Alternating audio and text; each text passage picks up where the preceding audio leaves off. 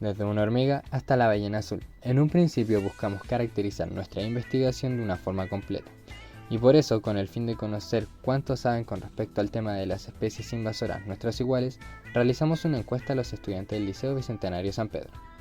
Los resultados demostraron que gran parte de los encuestados cree fielmente que la invasión biológica es un proceso ajeno a la actualidad. ¿Pero realmente es así? En 1492, en su viaje a las Américas, Cristóbal Colón llevó a sus tripulantes junto a 3 carabelas al Nuevo Mundo. Pero además trajo algo más: la rata europea.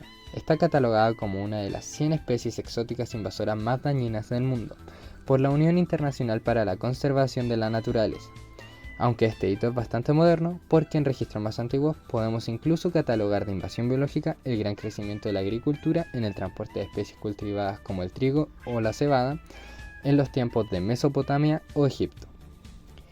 Pero si es tan grande el término, ¿qué es una invasión biológica? La invasión biológica se conoce como un proceso donde se expande el hábitat geográfico de una especie exótica, que es normalmente causado por el hombre, ya sea de forma voluntaria o involuntaria. Esto provoca un cambio en este nuevo ambiente que genera daños al ecosistema y a las especies nativas que están habitando allí, siendo esta una de las principales causas de la pérdida de la biodiversidad. A nivel mundial han ocurrido muchas invasiones. Entre algunos de los casos que investigamos se encuentra el de Estados Unidos y el cangrejo verde europeo, también conocido como cangrejo de mar común. Es una de las 100 especies exóticas invasoras más dañinas del mundo. Estos crustáceos llegaron a las costas estadounidenses a finales del siglo XIX y han estado afectando su biodiversidad. En específico, se les conoce por su capacidad de aniquilar las poblaciones de ostras y moluscos. ¿Y qué pasa con Chile? La situación en Chile en cuanto a las especies invasoras es grave.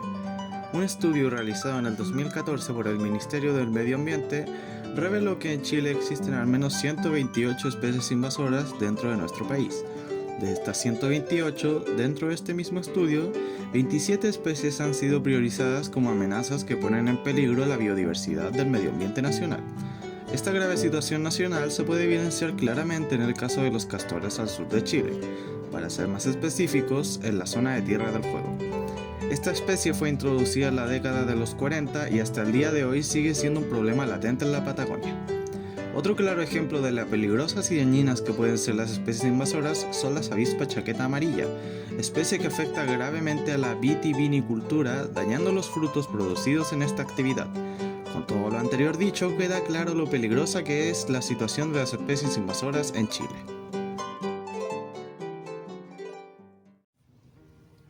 ¿Qué clase de consecuencias generan estas especies? Las consecuencias que generan las especies invasoras son muchas. Una de ellas es la introducción de enfermedades, parásitos, alergias, que incluso pueden llegar a ser tóxicas para la salud humana. También, otra consecuencia es la ya mencionada invasión que generan estas especies, apropiándose de la biodiversidad presente, perturbándola y quebrantándola, llegando incluso a actuar como depredadoras, impidiendo el desarrollo de las especies nativas. Aquí algunos ejemplos de invasores aquí en Chile, según un Ministerio del Medio Ambiente.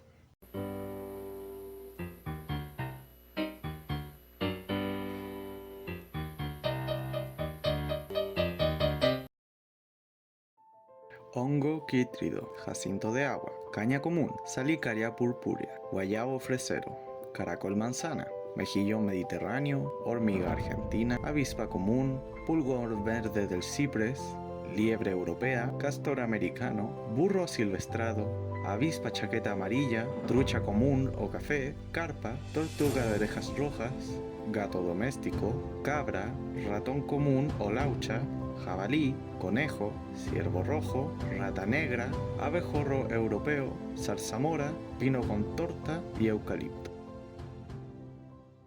Entre los casos más conocidos se encuentra el castor americano, que está habitando el extremo sur de Chile. Esta especie fue introducida por la industria peletera para la obtención de piel sintética, pero esta introducción está afectando la flora y la fauna nativa del lugar. Las especies invasoras en el extremo sur de Chile, como el castor, duplicarían en número a las especies nativas. En esta zona hay especies únicas, el zorro culpeo fueguino y el cururo, por ejemplo. Es muy difícil que el zorro culpeo, con el peso que tiene, 14 kilos, controle la población de castores, pero sí podemos ver que se alimenta del castor.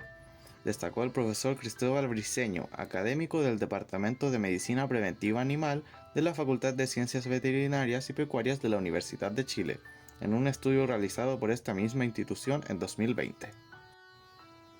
Asimismo, las empresas papeleras han introducido nuevas especies de árboles que crecen más rápido. Sin embargo, consumen los nutrientes y dificultan la obtención de recursos para los árboles nativos, además de erosionar el suelo. Actualmente las plantaciones forestales cubren una superficie aproximada de 3,11 millones de hectáreas, equivalentes al 17,27% del total de bosques de Chile.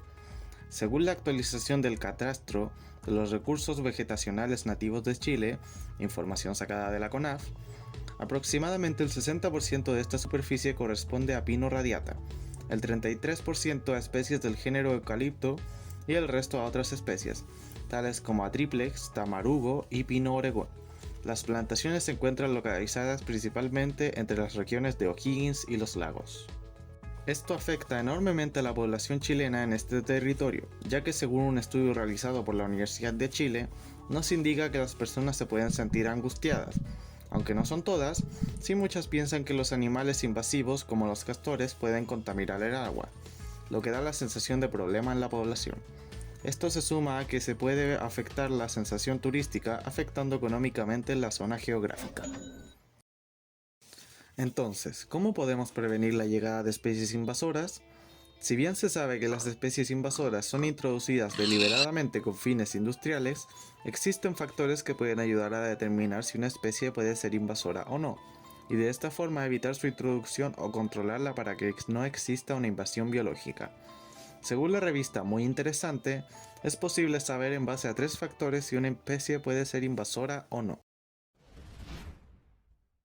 El primero de estos factores es su velocidad de reproducción. Su invasividad depende de qué tan rápido puede reproducirse. Un ejemplo muy común es el caso de los conejos, que se reproducen tan rápido que sus poblaciones no tardan en crecer. El segundo factor que hay que considerar es su adaptabilidad en el ecosistema. Esto sucede debido a que si el invasor es introducido en un hábitat al cual no puede adaptarse, este no podrá invadirlo, razón por la cual se introdujeron los castores al sur de Chile y no en la zona central o norte. El tercer y último factor que menciona la revista es su invasividad histórica. Individuo puede ser potencialmente invasivo según su registro histórico. Si ha ocurrido en el pasado, puede volver a ocurrir. Si de alguna manera una especie logra de forma natural invadir un nuevo territorio, esto se puede registrar y usar esos datos para catalogarla qué tan potencialmente invasora puede ser. Considerando los siguientes factores y sabiendo que en su mayoría las especies son introducidas por la acción humana, sería una buena estrategia para prevenir el reflexionar sobre los daños que pueden producir en el ambiente y analizar si introducir una especie puede o no provocar una invasión biológica, ya que si no se logra controlar o evitar bien que se introduzca una nueva especie a un ambiente, la opción más segura para este ecosistema es la erradicación de dicha especie.